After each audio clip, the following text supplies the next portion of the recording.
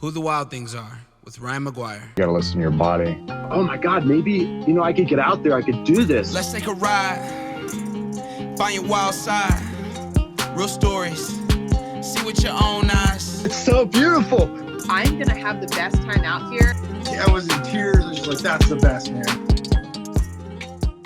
We're back, guys. This is Who the Wild Things Are, and it's the show that brings you guys folks that have turned their passions into priorities. Today, we're going to have Barefoot Ted on for episode 9, and yeah, we're going to get it all started. Like I said, I just wanted to mention real quick, if you guys head over to lunasandals.com during or after the podcast, just type in Wild Ride Outdoors 15, and you will get 15% off of all your gear, merch, sandals, whatever you end up getting, 15% off.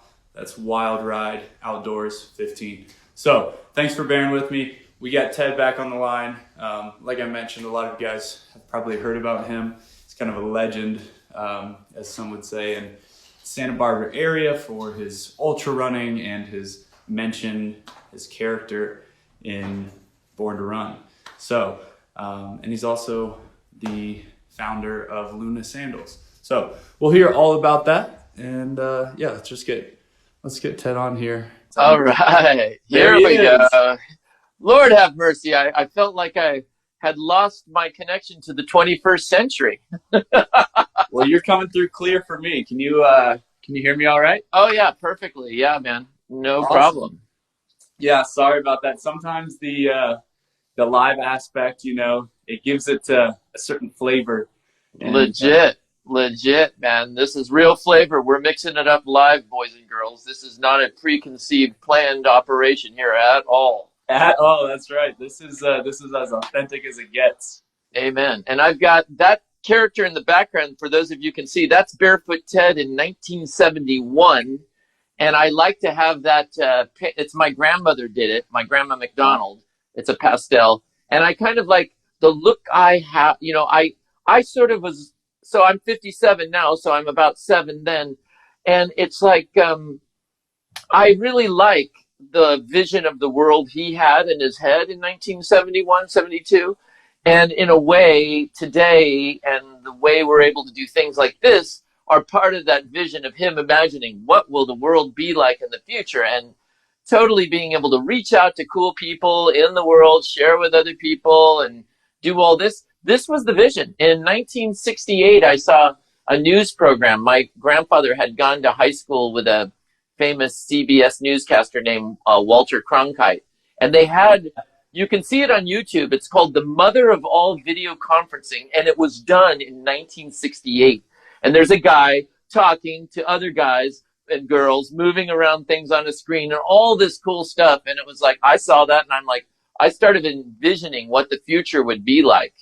And it's like California has been at the cusp of all kinds of things. It's both technological revolution, but also recreation and enjoying the outdoors and surfing and all the rock climbing. So many things coalesce in this little place called California that I'm super stoked to be in right now, man.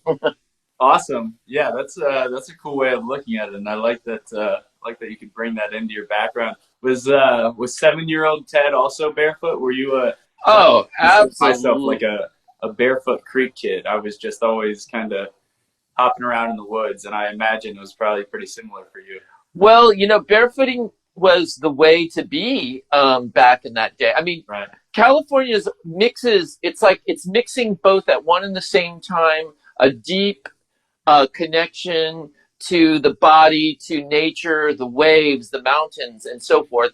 And even indeed the brands and, everything from Patagonia, surfboards and sandals and clothing was also always trying to send us out there. Like my favorite brand for many years was Hang 10. It just had 2 golden feet embroidered on the thing. And we were barefoot all the time until our skateboards started going faster when we got urethane wheels about 1974, 1975.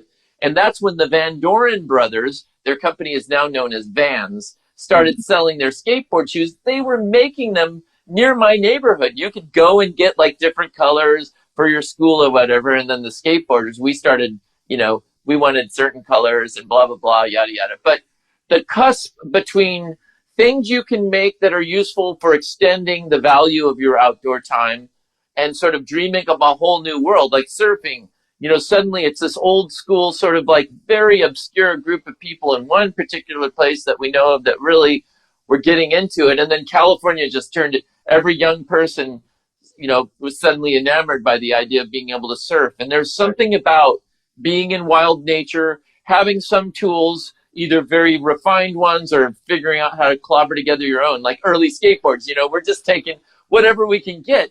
But we knew somehow about this new sport that was coming. We knew we were on to something because the adults didn't agree. They didn't understand it. And we were the first. So boy, man, I mean, I learned early on a no trespassing sign only means that if you don't know how to get around it, you probably can't go in there. Right. That's right. Yeah, that's a good point. California has definitely led the way in a lot of like outdoor recreation things, whether it's, climbing in Yosemite or, street surfing or skating in Southern California. It's definitely been a mecca, I think so. It's like it's got this generative energy that, one way to measure it is through economies, right? How many transactions are occurring between people, and California becomes number 5 in the world as a country if it separates from the United States. That's pretty significant. Right. And it's also very much been about the revolution of the individual, of freedom, of trying to there's not a lot of things constraining you. And I'm actually doing a lot of research on what we would call hippie history, surf history.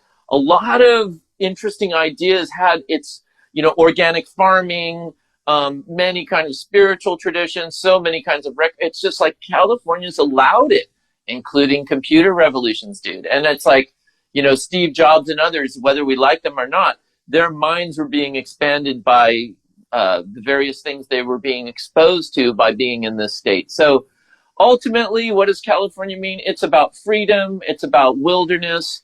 I mean, there's all the shenanigans today. I don't even pay attention. Some people are leaving. Some people want to go. Right. Whatever. In my mind, look, give me sunlight, give me mountains, give me ocean, give me sky. What the hell else do I need? Yeah, it's like literally. Argue with that. Yeah, exactly. So I figured like that. But then we add this other thing. We suddenly whip it in. And now in Santa Barbara, I go to a farmer's market and it's frigging, I'm stoked to see so many people being able to find some way to contribute to the giant carnival of it all with their foodstuffs and things that they figure. The first avocado in California is grown in Santa Barbara. It was coming from Mexico and so forth and so on. So yeah, even in the botanicals, there was a guy named Luther Burbank 100 years ago who was totally getting into creating all kinds of interesting cultivars of fruits and yada yada. So California, thank you, California. Amen. Hallelujah. That's right, man. So let's take that back a little bit. Growing up, right, Barefoot Ted, obviously, like you mentioned, you were an outdoorsy kid. And then I think for a lot of people that have read the book, right, that's their portrayal of you. Your character from Born to Run becomes, how you manifest in their head. At least I know that's how it was for me the first time I heard of you. That's right. The book before reaching out and stuff like that. So how did the whole book thing come about? Did this guy just come up to you and say, hey, I'm interested in the Tarahumara. I want to write a book about ultra running and their abilities, and then involved you in that path? Or did you guys know each other beforehand? What was the that's the a great question. It's so in my iteration, in my experience with all this, let me try to adjust this a little. I was already doing research on what I consider to be the natural selection of footwear in human experience. Once I started realizing, oh my gosh, in many cases, if you don't know how to move barefoot, just adding a shoe as some kind of tool to overcome your inability to understand how to operate the default equipment doesn't automatically fix anything, regardless if it's a overbuilt shoe or a minimal shoe. It's you gotta kind of sort of become aware of the default equipment in its natural state so you can understand where you might want to enhance or extend or whatever. And so I already had, as we just discussed, some background in barefooting. It wasn't like unique or unusual for people growing up in Southern California, surfers and whatnot. We just quickly learned that more often than not, the barefoot was the most certain to give us the freedom and the simplicity that we were looking for. But once I started realizing that, well, I want to go further, I want to start doing some of these epical trail races and all the rest, I started realizing you're going to need a board for riding the big waves. And basically I started riffing on the idea of what people throughout time, including now, are still like connected to these older school ways of approaching how to solve the problem of locomoting over the planet. And all I find everywhere I looked was this realization that basically our ancestors and people living today, even living today, often when they're creating their own toolkit for survival, they often look for the simplest solution that works the best, right? They're ultimately going to construct the thing, whatever it is. And if you don't need more bells and whistles, why add them? You just try to get down to the nitty gritty of the best sort of solution to the problem. And the simple sandal finds itself all over the planet. It just turns out the Tarahumara of northern Mexico and Chihuahua and others, of the San people of South Africa, some other peoples are using them today. I discovered that. Then I started doing my own research as I discovered that. I found the character known in the book as Caballo Blanco, Micah True. I was writing him in 2005 saying, hey, dude, I want to come down there. I want to learn everything. I want to see this living culture of sandal wearers. And finally, in 2006, I find my way down there. And it just so happens a few others, very prominently important ones in the ultra running world were also going down. So it was a self-forming system, like all great, overly complicated things. It wasn't orchestrated like, okay, Tom, Dick, Harry, show up down here. No, we literally, the book tells the story as it happens. It was a human explosion, basically. The first night when we're showing up before we get on the bus, Billy and Jen are there and Luis Escobar and all the others. And a little bit of drinking ensued, and Lord have mercy. I mean, I was a chaperone more or less, but the book started with a bang. All I can say is when all was said and done, my purpose of going down there to witness and to be part of and be seen and share with those people, the book really does a great job in sort of expressing that kind of thing. I mean, McDougall describes me so well as sort of like this guy doesn't seem to breathe. He's like a Charlie Parker, I think, says, playing on the sax. When does he ever stop? Well, I think he got that pretty right, don't you? That's not bad. That's not bad. How did you meet Caballo Blanco? How did you meet Micah before? Like, so it was a year roughly. That's that time span. That's right. Until 2006. Was it? That's right. An ultra race? You guys got in contact? It was. Well, I was writing him, and we have. One of these days, I'll probably share those emails. They're quite fascinating. I was basically I'd sort of been doing research on the Tarahumara because I recognized, and I had known about them too. By the way, I'd done some research, and I remember being like, Lord have mercy, they run those 100-milers in sandals. Wow, okay, that's cool. That's cool. So when I started really riffing on the idea of the natural selection of footwear in human culture, they're literally in my backyard. So I did some research on that. I found Micah. I found him writing about, this race he had started putting on. But I mean, it was bare pickings. I mean, there was mostly a group. There'd be some photos in the previous years. There'd be 20 local natives and maybe a gringo or two. So I had started writing him to, see if I should go down to the race, which was always the first Sunday of March. Yeah. And this is how our correspondence began. It wasn't until 2006 that I finally got down there. That's what's written about in the book, which doesn't come out until 2009.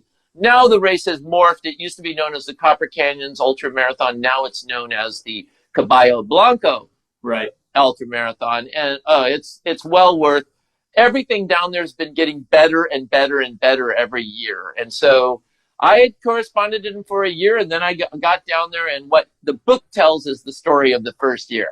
That's what it does. And I think it's a worthwhile iteration for people that maybe aren't as familiar with the Copper Canyons, right? So it's kind of north central Mexico, Chihuahua Desert, which we just had our survival class kind of on the north part of the Chihuahua, so I'm familiar with the landscape and, you know, how tough that area can be. But as you go down, you know, south of West Texas, there's some really serious stipulations that you have to deal with in terms of cartels. So just being a guy from California, you can't just necessarily, you hear about these wonderful people who have this borderline superpower to run 200 and 300 miles. You can't just strut into the California.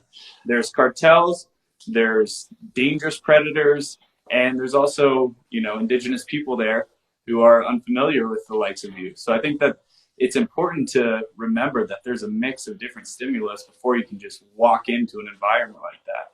Yeah, there's no doubt about it. Let's cut to today. I mean, so the cartels are sort of drying up in the sense that it used to be two cartels, the Sinaloan and the Chihuahuan, let's say, gangs.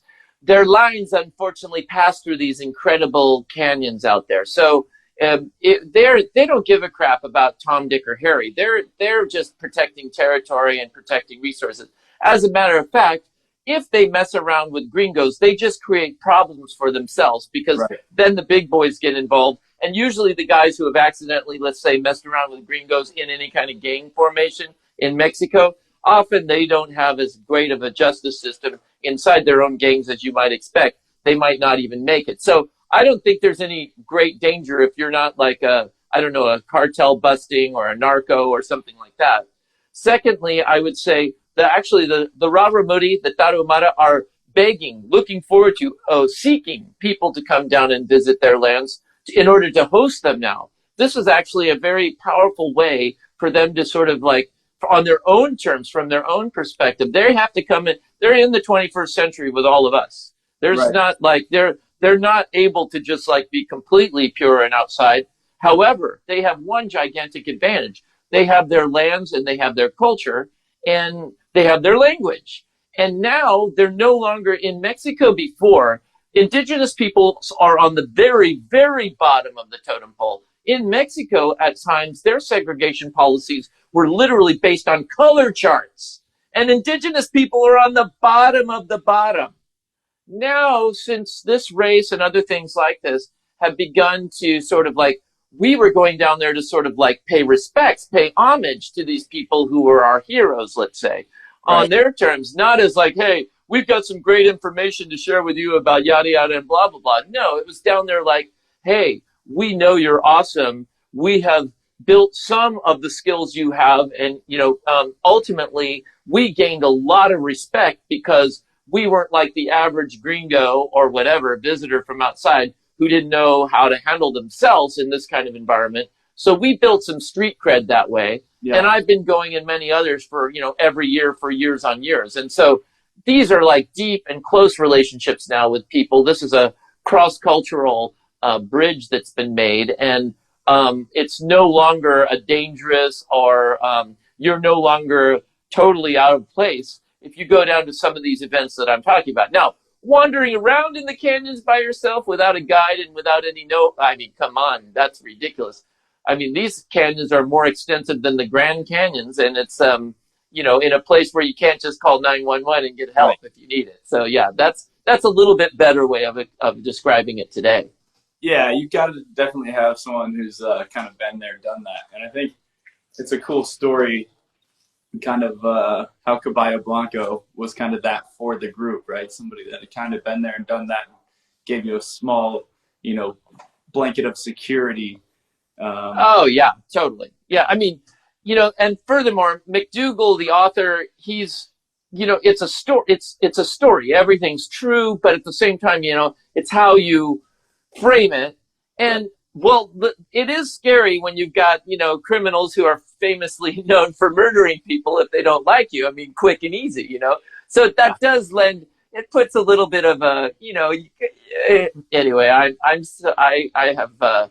have learned to understand what to do and where to go. And I mean, the friends. There's TrueMessages.org, which is a nonprofit that's like deeply embedded and greatly connected with a lot of great people down in the canyons. I've been I'm a member on the board there, and I'm super stoked because they've been supporting what's called the Busuliami Cultural Education Project. It's a grassroots Raramuri attempt to use the new United Nations recommendation that if children have to be schooled for any period of time in a nation state, that at least they should be able to have access to curriculum in their language about their cultures. Yeah. And so there's a grassroots Raramuri driven. They have governors. They have about 100 governors. Let me pause there for a second. So for those that aren't listening, explain when you say Raramuri versus Tarahumara, what the difference is and where that comes from. Perfect. So Raramuri is the name. I mean, I pronounce it Raramuri. It's the self-identifying name that the Tarahumara call themselves. So they're the Raramuri, which means fleet of foot people. Mm-hmm. Tarahumara is some sort of a Spanish bastardization of that word. I don't know how you get Tarahumara from Raramuri, but they did. Maybe they were being hoodwinked into going that way. We're known as Chaboti, the bearded ones. I mean, mostly gringos and white people are, they're whatever, they haven't been the friendliest folk, but the Tarahumara have figured out how to preserve themselves for a variety of different reasons. Number one, their terrain is not for every Tom, Dick, and Harry. It's very complicated terrain. They took the Catholic faith that was brought there, and they sort of like, hey, look, they built a cool building. Okay, we'll have our own little, they found a way to sort of make it work. And they've been figuring out, they got the Mexican nationals, they've got locals, there's a whole different array of different, and logging interests and mining. They're in the middle of this, maelstrom of all kinds of things going on. And then there's people like me and friends who are sort of directing the energies as best they can to, at one and the same time, help them preserve the thing that they have that's so unique and beautiful, and at the same time let them sort of interact with this modern world that's out there that just keeps coming. I mean, you can't just turn the switch off now. There's motions happening, and making sure that they can ride into the future by being the driver of where they want to go, more than like being directed and told what to do and where to go. And I like that. That's a good point. It's letting them kind of direct where they head. And there's a kind of classic argument I've heard people talk about with indigenous cultures. It's like that, they outsiders like to say, well, all those people want this.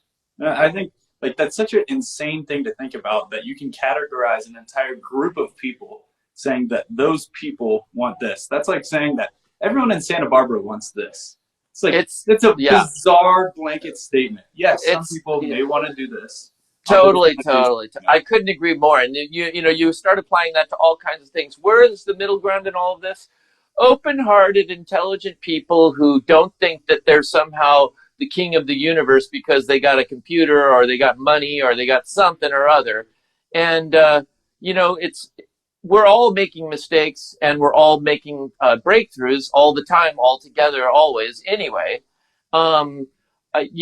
what's the perfect answer? I don't know. But one thing's for sure. I like seeing things like back to this Busuliami cultural education. Busuliami means inner awakening. So this one local indigenous shaman, thinker, philosophizer, he started thinking that this needs to happen. He put it together. They've been working on it 10 years. I played my small role in doing some fundraising for them, and I'm stoked what they've come up with, because soon we're going to have like a curriculum and materials telling us in their language, through their art, through their music, through their ceremonies, what it is about them that they're excited about, what they love, what's interesting to them, what they want to preserve.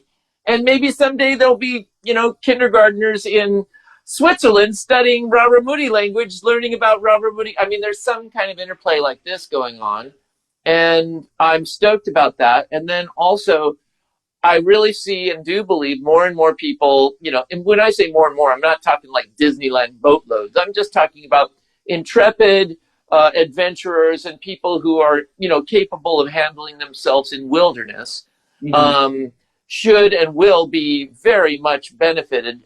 Both them and everyone will be benefited if you can go down to some of the events that are, let's say vetted by this organization and by some of the people that are down there. It's well worth it. It's an eyeful to see some of those canyons. And then, there's coming this October, there's several different events that all center in this town called Sirikawi, which is like, it's got the oldest church there, all these ceremonies, all this cool stuff. Oh man, I'm so stoked to have like followed my bliss. I'd love to go down. Yeah, I thought about I've seen the Caballo Blanco ultra kind of pamphlets or whatever on the internet, and I thought about it, but it just seemed like in COVID times that it was going to be, kind of, squash that party like it did with a lot of. Well, they did. Well, I made it through last year, and then I was coming home, and it was like, what are people wearing masks? And then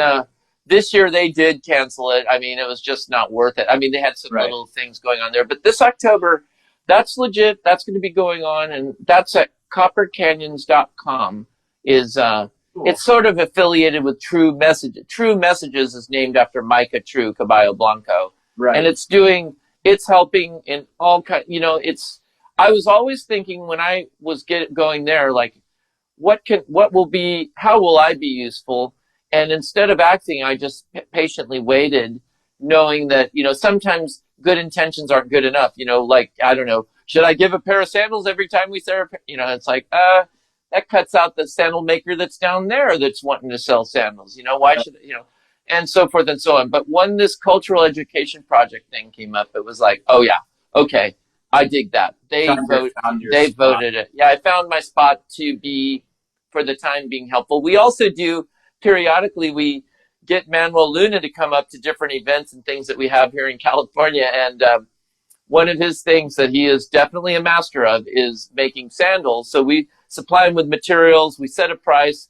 We set a limit of how many people can come up and buy sandals. And the dude can make like a year's worth of, let's say, cash in a weekend. And it's pretty cool, doing what he loves. And like, he's tying, it's amazing. Yes, we're always told about how reserved and so forth. But Tarahumara are only that way to people that they see as strangers or outsiders. Okay. When they start feeling comfortable, they're just like everyone else. Right. They will be. And Manuel Luna's, man, he is like on it. Like, he's tying stuff, showing people how to do things, and like cutting. Like, people try to tie it differently, he'll cut it up, and it's like, no, it's like this.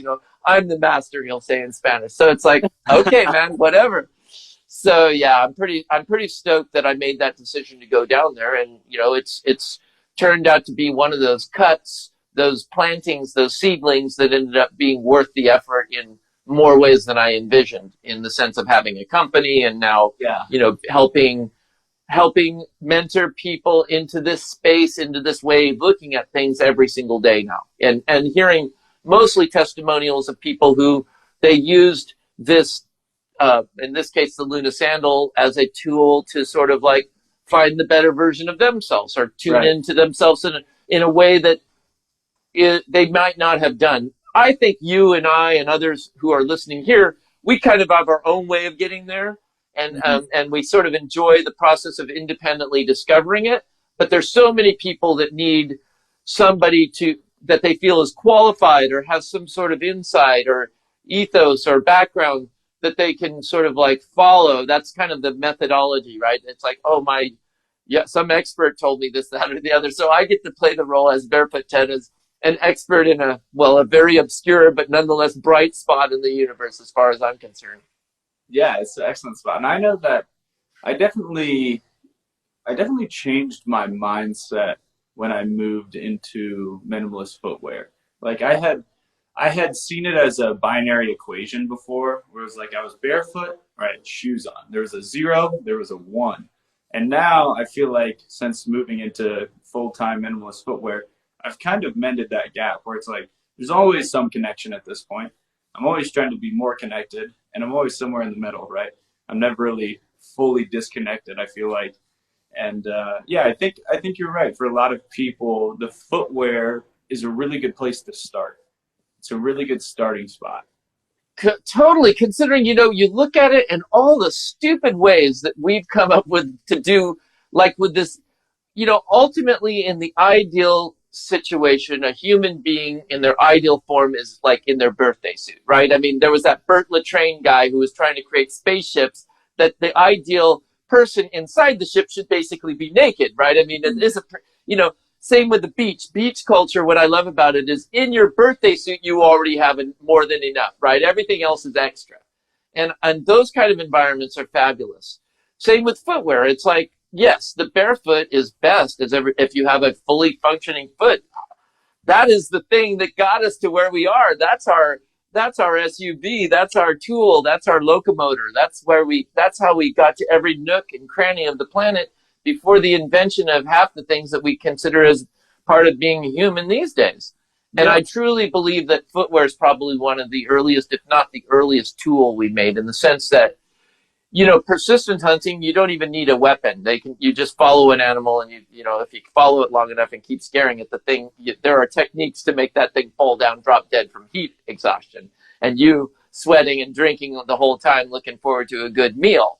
Same with shoes. I have had the experience where I'm barefoot in a situation where it's getting pretty hardcore and I don't have a backup and I'm just, pushing the limits back of the day. And you step on a cow patty and then you step on some dry grass and suddenly you're like, whoo, that feels a little like, it doesn't take long to understand, like, hey, if I have a little bit of extra down here, without changing the form or the style, I got a little extra, and I can sort of maybe go over some brambles or some hotter rocks, just extending my range. So it doesn't take long to realize our ancestors were fiddling, and it wouldn't take long at all to figure out how to make a shoe. There's some recent discoveries of grass woven shoes and things like that are astronomically older than what we actually expected. And the best personal experience I've had was I set out on a 50-mile barefoot, and I thought it was in the rainforest. So I was expecting this is going to be lush. It's going to be nice. It's going to be mud everywhere. Turns out it was mud for the first 1,000 feet of elevation. For the next 10,000 feet of elevation, it was all mountain and rock. But what I would do is every time I found mud, I would step in it as much as I could and take that mud with me into the rocky parts, because it was so much easier when my feet were coated in mud. It was like I could just glide through. I rest my case. Yeah, you figured it out in what, it's like, that's how quick it is. So I think footwear has got to be one of the earliest inventions. It mostly was driven by the least amount that does that gets the job done well. And then it wasn't until society and classes and all the rest that you start getting, footwear that starts being a marker of position or class. Like in Aztec, there's like a list of like what shoes you could wear depending on what class you're on, with various bells and whistles and all. And at the very friggin' bottom is the Huarache, the same thing that Tarahumara wear now. It's like that was the common man shoe. Everything else was like all kinds of bells and whistles, not necessary to locomote yourself, but necessary if you wanted to have the the right. And there is also function over. It doesn't have to be, like we talked about the other day. It doesn't have to be, if you wear sandals, you're a denier of shoes. Right. No, listen, there's places where shoes work. I did, an entire winter in the Rocky Mountains, living, in a cave a lot of the time, and yes, sandals would have been a subpar choice. It was totally circumstance where, like, yes, sandals aren't the right pick here. And I'm not saying that you have to have the world's most expensive shoes, but sometimes shoes are the answer. Oh, totally. There's circumstances where totally. It's just about function. It's what's going to function the best. Totally. Now, I mean, it's fun to combine the two. In the end, the best stuff is like it looks good and it feels good, right? I like to think of Lunas as sort of, I often say we're like surfers making surfboards. It's like different boards for different reasons. Sometimes you just want to try something different and, see what that's like. Furthermore, we're taking it to the next level. I've been riffing on, I lived in Japan for 5 years. I did kendo, Japanese sword fencing and all of that. And I got very fascinated by Japanese footwear, particularly what the samurai would be wearing in snowy mountains, fighting with swords. You're probably going to want to have some pretty damn good, footwear too. Their swords are the top in the world. their footwear is awesome. They've got like tabby booties and they combine it with sandals and all this. So we're working on right now with one of our overseas developed, we work with a Japanese, third generation Japanese family owned footwear shop. And we're developing like tabby booties with some really cool new materials. Like this one material. What is a tabby booty? Tabby. So tabby is that kind of mitten shoe, you know, where you have like an extra, instead of all your feet being all together or on 5 different toes, it's a mitten type shoe. Okay. What's nice about that is it's on, just like with your hand on your foot, this flexion point here between your thumb and your other fingers is a really good proprioceptive balancing tool, right? You don't need all 5 fingers, and no, all 5 fingers are the same. But on a tabby booty, just this one separate toe. And then, of course, then it allows you to put that booty shoe into a sandal, into a, you know, so then you can sort of, you start having this modular. We have this merino wool and Cordura nylon sock that we're developing. You put that into this booty that's using this material. It's newly developed. It's cool. It's Japanese washi paper, which they build their houses with. This guy in Japan, old dude, created a way to cut that paper into fine strips to make it into a textile, to make it into a material. And then this material ends up having these incredible properties. It absorbs water quickly, keeping the foot feeling dry, but then use it like a wetsuit, makes that water get warm by your dry foot. It's like really cool. So like merino wool, like neoprene, but breathable. Dude, I just don't know how to describe it. I'm testing it now. I've got a few other people testing it. We did already we called it a taboo for fun. Barefoot Ted, a shoe taboo, blah, blah, blah. But what's super cool about having a company like this is being able to be a 21st century sandal maker. You know, in other words, sometimes I'll riff on the idea, what if I could assemble, you know, the sandal makers throughout all time? And believe me, every nook of this planet has one and has them and has traditions, and be able to let them see what I get to see, because I get to kind of imagine where they've been by, you know, various things that I've been able to study, research, sculptures, stories, and all the rest. Sandals are everywhere, but being able to like pull those things together today. And like, what's the next breakthrough? There's always something new. That's another thing. Human beings get to play the game. It's not all figured out. The game's not over. There's always some new vista, some new thing that we might want to learn and share. And that's what I'm doing. Yeah, that's a great point. That's one of my philosophies. When a lot of times I get questions, you know, about outdoor stuff, and people say, you know, I don't know what to do. I don't know where to start. And the answer is always, no one knows what they're doing. That's to so many questions, and especially with something that's creative like sandal making, right? Yes, sandals have been made for millennia, but to say that somebody's got to figure it out, it just wouldn't be true, or there would be no market. It's all about experimentation and finding out for yourself what works best. Amen. I mean, that's the key. In the end, we are self-experimenters. This is our great opportunity in a way, and you don't even have to sign any papers. You know, you're not being experimented on. You get to figure out what you want to try, and then share what you find. I mean, that's what we're all doing, and then we're clobbering together our own individual take on it all. Right. Hopefully, in the end, we found a style that doesn't force other people to do what they don't want to do, or we're not being forced to do what we don't want to do. I mean, to me, that's the holy grail. Consenting people making decisions together to do whatever they want or don't want to do. Period. End of sentence. Yeah, there's going to be people who are like, those sandals aren't for me. And that, you know, for me, I'm totally fine with that. And I even usually throw a caveat. I'm like, this is, you know, one way. It's not the way. It is, you know, one way. Totally. And I'm always on the, like, I was talking today, the reason I mentioned that thing about a different discount, blah, blah, blah, I was literally, I've been riffing on this one sandal for a while.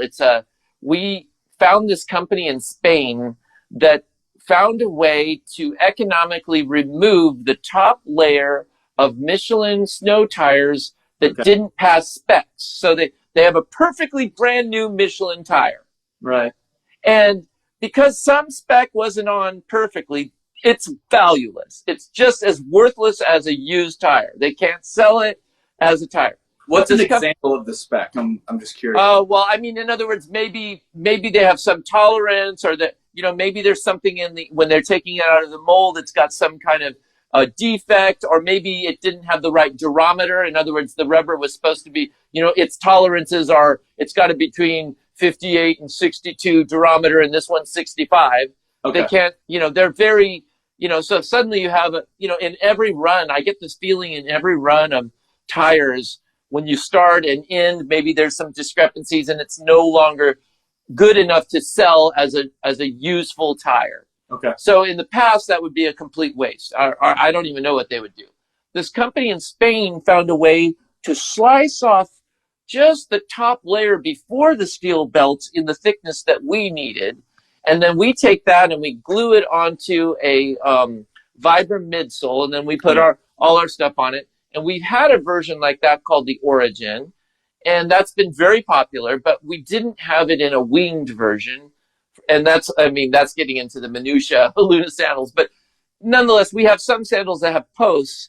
And recently, I got an Origin with posts, and I realized this is the best skateboarding sandal in the history of the world. What do you mean by posts? Side posts. Lunas, traditional Lunas, the lacing just goes through the side, and there's nothing holding the laces up. We have a winged edition sandals that we introduced a few years ago, and we keep riffing on that. It still keeps one continuous loop of material through the sandal. Oh, I guess I got one here.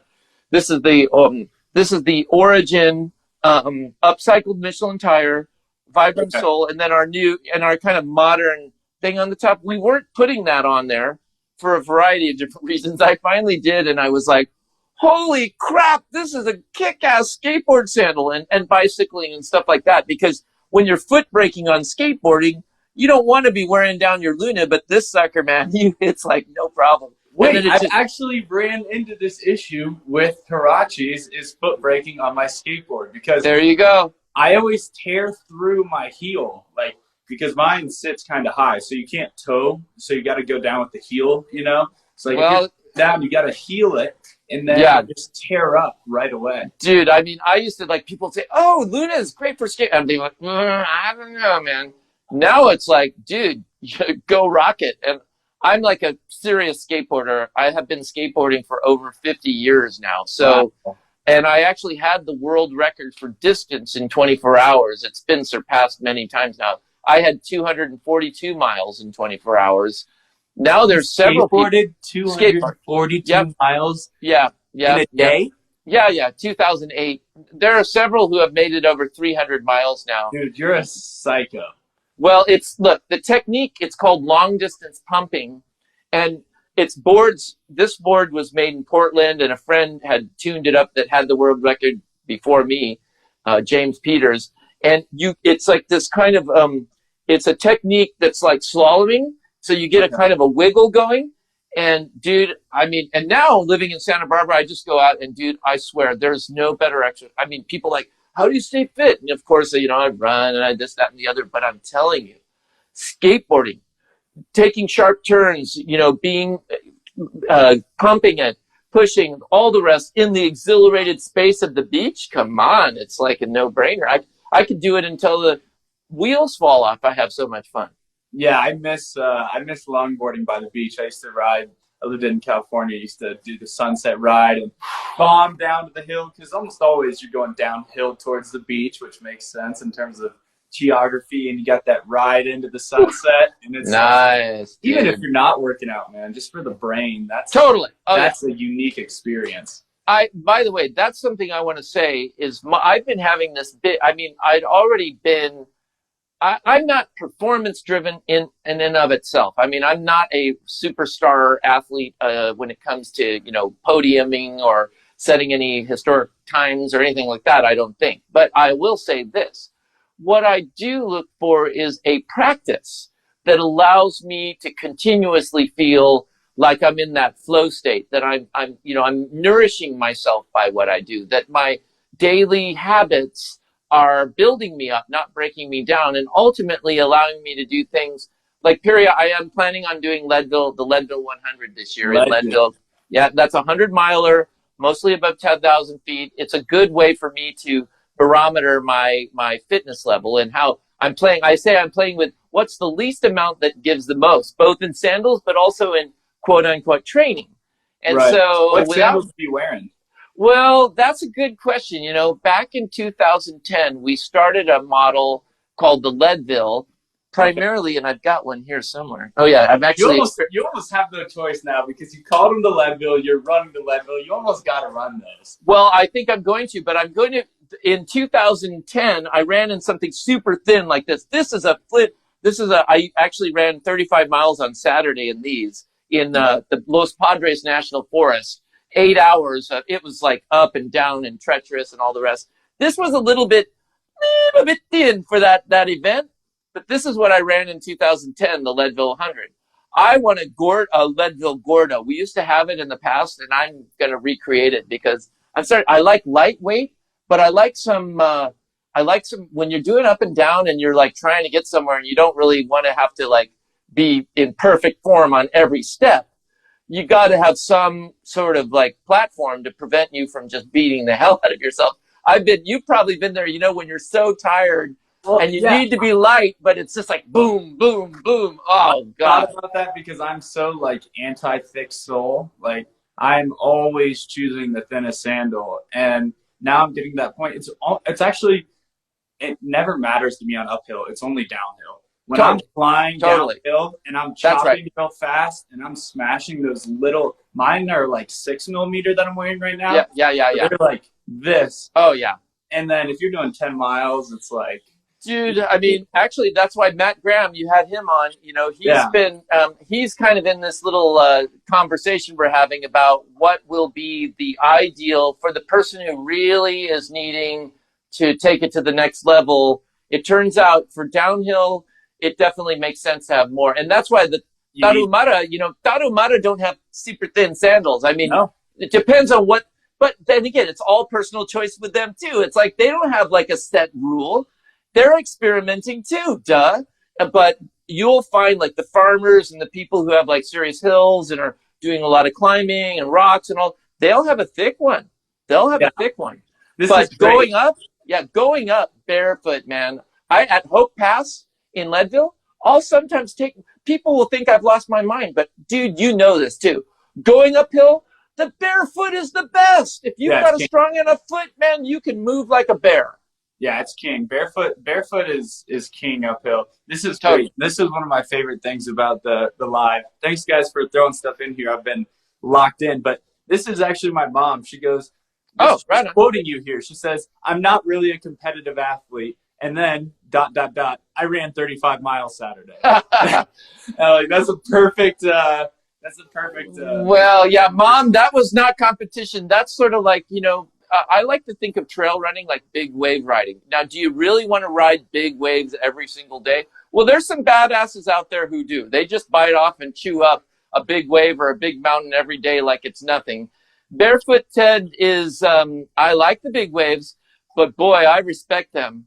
And ultimately, I'm trying to find that perfect balance between being able to be a fit person who can dream up, you know, can go and do what I just described. But at the same time, I want to be able to doing all the other things that I like to do, and mostly having fun. If the fan hits the shit, well, I'm ready to, you know, step up and do whatever needs to be done to make it happen. But mostly, I like to think of that I'm out there thriving rather than trying to survive.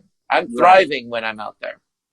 Yeah, that's a good point. Especially, I like this surf analogy. It's like you have your big boards, your logs, your 9-footers. That sometimes, if you're taking a casual stroll, why not have a little bit thicker sole? You know, just more lifestyle surfing or lifestyle sandals.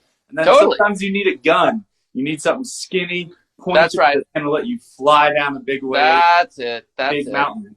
That's it. And ultimately, it's all going by feel and a community of users who are sharing with each other and a trusted like maker or people. And that, you know, that's what I want Luna to be, and what it is it's an authentic expression of my life's purpose, which is apparently, based on all the evidence now, to make sandals and distribute them throughout the world and try to make that a functioning ecosystem that makes, you know, does the responsible, thoughtful, best way possible based on my calculations, which more or less most of the time are almost accurate. Yeah. And also one aspect that I don't think a lot of people understand is you are not currently the CEO of Luna Sandals. There is a big boss that's Woo, boy, that's let running me the tell ship, you, and she happens to also be your hardcore. Woo, let me tell you, I mean, you know, Barefoot Ted has probably needed a minder his entire life, and there's been many attempts at getting one to take care of me. Various teachers and authoritarian figures have made every effort to get me in line and get me on the right path. Mostly they've failed, and that is a fact, and it's the reason why I'm here today. But the CEO of Luna Sandals, let me tell you, she is a absolute, I can't wait to tell more about her story because she's an inspiration for me. She is from Turkey. I met her on a 6-day ultra marathon run, literally in the village where St. Nicholas was born and did his ministry down there in Demre. Most people don't know that. I didn't know that at the time, but the truth is, back home on my shrine, I had 2 Santas. One had a acorn from the state capital of Texas, like the idea of intention becoming something real. And Lord have mercy, I met and fell in love with my wife in Santa's village, not even knowing it. Merry Christmas. Totally, right? And so she is an absolute inspiration to me. She is she's very capable person who has taken on Luna Sandals when we didn't know what we were, you know, we're like a garage band basically. And she helped us slowly but surely become a modern, more or less modern company. And what a modern company has to do is learn how to not spend more money than it brings in. You know, it's amazing.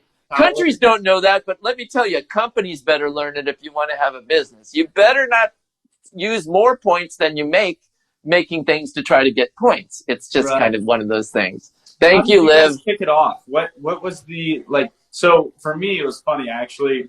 I heard about Luna Sandals. I was on a mountain excursion, actually, and there was a guy who was breaking in some Luna Sandals. He was new to sandals. We had been doing 80 miles or whatever, and he was like all ripped up. And he's like, yeah, these sandals are amazing. They're called Luna Sandals, and you can travel, 80 miles in them. I was like, this is my first, like, realization of like long distance traveling in sandals. Got it. Okay, cool. Luna Sandals, put that in the back of the brain, whatever. Then I read the book and I like, this guy's name is Manuel Luna. That's weird.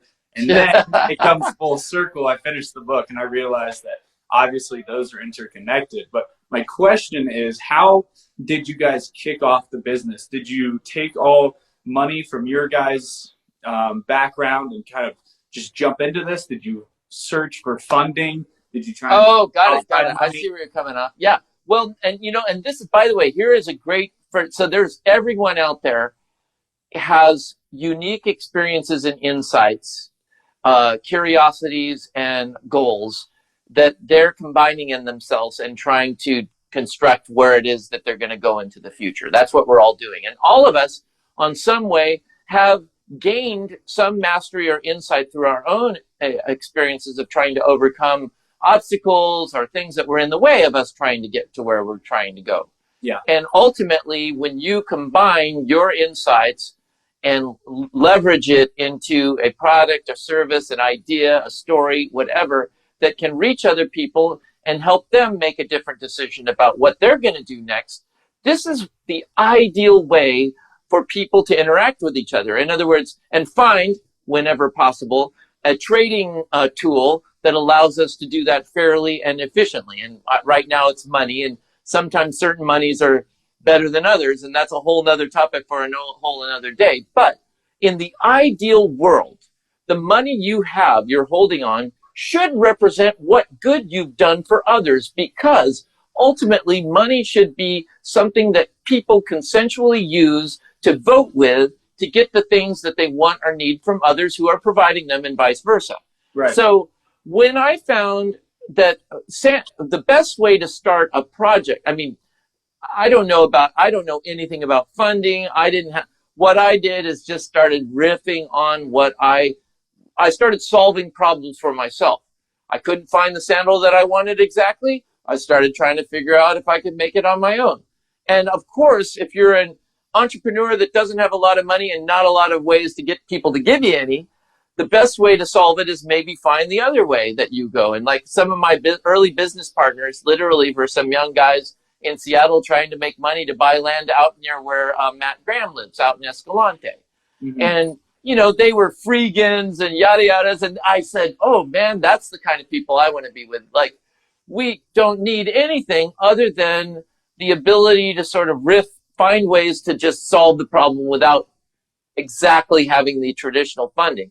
Then if you can start making something work organically, it inspires you to get better at it. And Right. so I kind of like, it's not always go out and find some money and bing, bang, boom, then turn the switch and everything goes.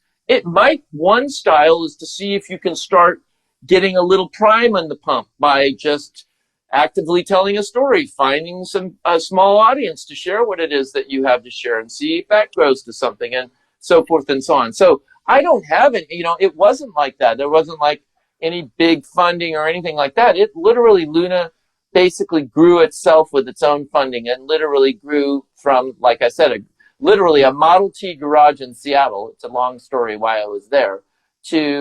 It's not a huge company, but we certainly created a space that is, we were certainly an early adopter of a space that's now huge. And indeed, we've literally birthed innumerable other sandal and shoe companies in that space because it's a good space. It's legit. People need to pay attention to this. And certainly Luna's, obviously, I'm always going to be the spokesperson for this company, but I believe in what we do. And I love what I see every day all over the world. You can imagine how I feel. People wearing sandals that I either made or engendered into existence out there having their epic adventure that's going to certainly change the way they view life and make them a better contributor probably to the world just by learning how to be happy in their own meat puppet. I mean, that's a good first start. Yeah, and I think you hit a nail on the head there. It's like there's so much of free enterprise that just depends on that first initial step to get the ball rolling. It's just about starting, right? There's so many things. There's so much time in our lives where we hear people toss around these great ideas, and a lot of times they peter out just because they never start. There has to be a first step. There has to be infancy. And there has to be failure, and all of that kind of brings about these great revelations. That's a cool point. I think with you, it's like it's different. I think with you because it hasn't come that far. You're still in the shop. You still do what you did on day one, which was you sit at a workbench and you make sandals for 11 hours a day. It's not like you've tossed that out and you're riding around in limos. I see it on your stories all the time. You're putting in long hours. You're the president. Well, when I have to, look, I try to, I'm trying to find the work-life balance like everyone else. So I'm not like, when I have to, and there have been times in the last year where, it's been like, hey man, there's no way I'm going to not do whatever I can to make sure we do whatever it is that we need to do to survive or get over. So last year was a big one where for 60 days in a row, Liv and I lived inside the Luna factory, camped there. Wow. And I literally worked every day. I put in my mind, I'll do it 100 days. In other words, we had a real struggle. They basically closed down the city of Seattle. They told people they can't go to work.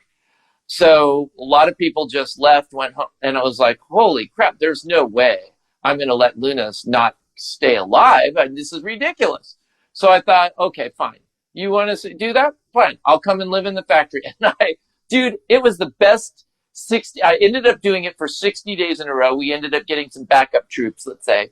But nothing felt better than to be so productive. And we had like mature tools and processes, and it was all set up and dialed, and no one is in my way. And so not only did I get all the work done that I needed to do, when the year before there were 15 people in production, there were 3 last year from March 26th until May 26th.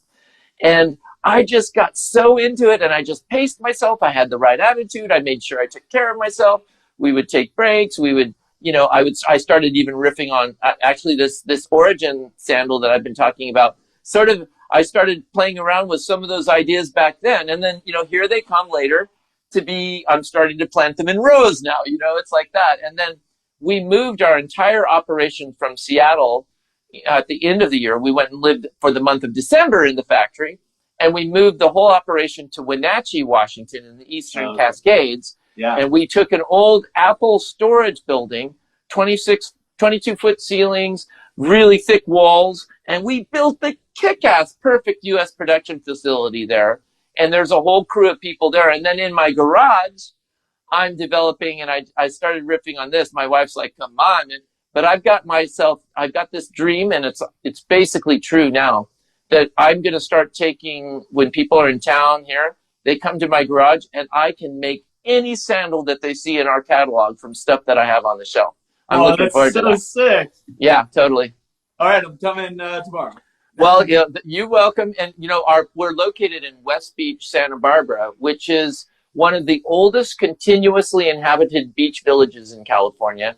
It's where 480 years ago, so in 20 years, 500 years ago, Cabrillo, the first European, came out here, and the queen from this village went out there to greet him. So I'm on seriously old school land, and in 20 years, we're going to have a party. It's going to be, we're all in this together now. Come on and join us.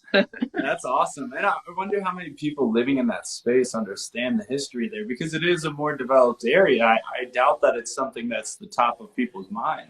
Well, if they end up talking to me, it will be in their ear. That's for sure. Let me tell you, wherever I am, I mean, here I've decided I'm playing the role of Ahab in Moby Dick.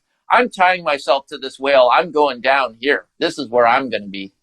Nice. Yeah, I love that. That's your spot. And I had someone comments on my post of you is like, Barefoot Ted is a legitimate Santa Barbara legend. And I love that. Oh, sweet. Trip out on this. Okay, this is a postcard. Okay, this is West Beach. Okay. That's a postcard of West Beach. This was sent to me by my grandmother in 1977. And she lived in East Beach. And I didn't like it. We didn't like Santa Barbara as kids. It's grayer. It's got tar on the beach. It didn't have as big of waves. But she sent this postcard. I didn't get it until a couple weeks after I moved here. My mom brought it up. She said, hey, here's a card from Grandma. And then I looked at it. It's West Beach where I live. And it says, hey, come and visit Grandma and Grandpa soon. So it's like, and my grandmother was very proud of her Choctaw Indian blood. And she, in her little garden, she taught me there's a universe in your backyard. In her garden in suburbia, California, everybody's got lawns and ornamentals. She had avocados, figs, pomegranates, plums, great, on and on. I didn't even know avocados had value. I thought, I ate them, and pomegranates and all the rest. So she's an inspiration for me. And this postcard basically sealed the deal for me on that one. No, that's a really cool story. The universe in your backyard. That's excellent analogy. And in Santa Barbara, dude, when you're sitting on this land, I know why this one was so powerful. You can see all the way to Malibu. You can see all the mountains around you. You can see all the islands the Channel Islands out here. Right. I mean, it is like, dude, so I literally voted with my body, and I'm going to keep doing that. And I recommend everyone else does the same. Find out where you want to be, go there, make your teepee, or move on. I'm just playing the game of like, I'm 57 now. I kind of want to have some permanency somewhere, and this is as good as any to vote for. No, that's awesome. Yeah, I have not found anything similar yet. Been kind of bouncing around, but I think maybe one day there will be a permanent spot. But yeah, for me it's been a lot about getting to experience and kind of rent each place. I get to, and that's a blessing in itself, is just get to kind of. Well, I'm renting too, just to let you know. Let me be free and up clear here. Barefoot Ted isn't wealthy enough to own the house he's renting, so unfortunately. That's not in my cards on this one at this time, but I'll tell you one thing. I aspire to keep doing better and coming up with ways as I need to, or if I want to, find ways to both at one and the same time be my true self as best I know how, and do something valuable for others. And if that ends up helping me get whatever I need, I think that's what we're all trying to do. As long as it's fair and consensual, and we don't have bullies or people pushing us around, telling us what we got to do. I think I just think free people, decentralized and organizing around just their own wants and finding ways to do that fairly with other people. I'm a very strong believer that solves problems faster than any other thing, and keeps it from. I don't like the top-down style of, it just doesn't look good. I've naturally always been a deviant and incapable of following rules like that, and it turns out it's probably because it's better. Probably because it's better. Yeah, and I by no means, on the renting thing, it's like, for me, it's about renting experiences. It's not about renting like with literally my dollars. It's about going to different places and just like experiencing that culture for 2 to 3 months and just saying like, okay, rather than take vacation somewhere, why not sit here and just listen and see what people say when they're around here? How are people living? What? Totally, dude. Totally, dude. That's been a goal of mine for a long time. I've had a great opportunity of doing that this year. So. Well, when you do that, sometimes people are wondering, what are all these experiences doing for me? What is their value? How do I ascribe? How do I tell people what that's good for? And I'm telling you, experience is another kind of equity. In other words, you're building up beautiful vistas, beautiful sunsets, beautiful conversations, beautiful ideas, traveling, sharing, open. All this is enriching sort of the inside of you. And when you enrich the inside of you, when the opportunity comes, what comes out of you will be taking on some of the forms of the things that you've been able to acquire. And there's no dollar value right now for it per se, but I'm telling you, it has value, powerful value. And even on top of that, you can take it into a scientific perspective. When they've tested the brain, and when you have vivid memories, I think a lot back to when I backpacked Europe. That's one of the trips that I have the most vivid memories from, because it's so much different. Like that life I was living was so much different. And they say that when you have a vivid memory, you release the same hormones that you would during that experience. So your body's producing similar dopamine and serotonin levels that you actually experienced when you were in that place. Totally, dude. Which is insane to think about. Totally. See, so that's just the richness that we gain from good experiences, from experiences of any kind, but particularly when you've intended and you've gone and you've done, and even you can almost say ceremonies too, anything where you take on rich experience, just being confronted by an incredible waterfall or an incredible vista, whatever. Those things ultimately end up being part of the stuff that becomes who you are. And so when you enact yourself, you're going to make different decisions because of that. And probably your decisions are going to be better if they're, coming from this kind of well of experience and insights that you've gained from actually being in the world and gathering your own adventure. And what is an adventure? It's an open-ended thing. We don't know. Life is an adventure. It's a grand adventure. What does that mean? There's no certainty. You've got to be resilient. You've got to be out there. You've got to make the step if you want to start the journey. You can't just sit down at home and play with the joystick anymore. You got to go out there. That's right, man. I think that is a great point, and I think this for me has been an adventure. I think like these conversations like this in itself, like I'll think back upon these with that same mindset where this exchange itself was an adventure. It doesn't have to be getting out in the backwoods. It could be an exchange you have with somebody. Totally. Storytelling. Can you imagine what humanity? We do not become human beings without stories, man. That's right. What are you? We are the story-making animals in the universe. I don't see anybody that I know of at this time. Now, there are whale songs, and there's some bird songs, too. And I'm pretty sure some of those whale songs are pretty big-ass epical stories. But humans, man, we like regurgitate stories by just like breathing practically. That's right. Ted, this was such a blessing, and I am so thankful to have had this opportunity, and hopefully we have many more to come. Everyone watching, thank you guys so much. Like I said, Ted was nice enough. We had WYLD Ride Outdoors 15 if you want 15% off. Luna sandals, the Luna gear. Ted, thank you so much, my friend. You are definitely wild. Right on, dude.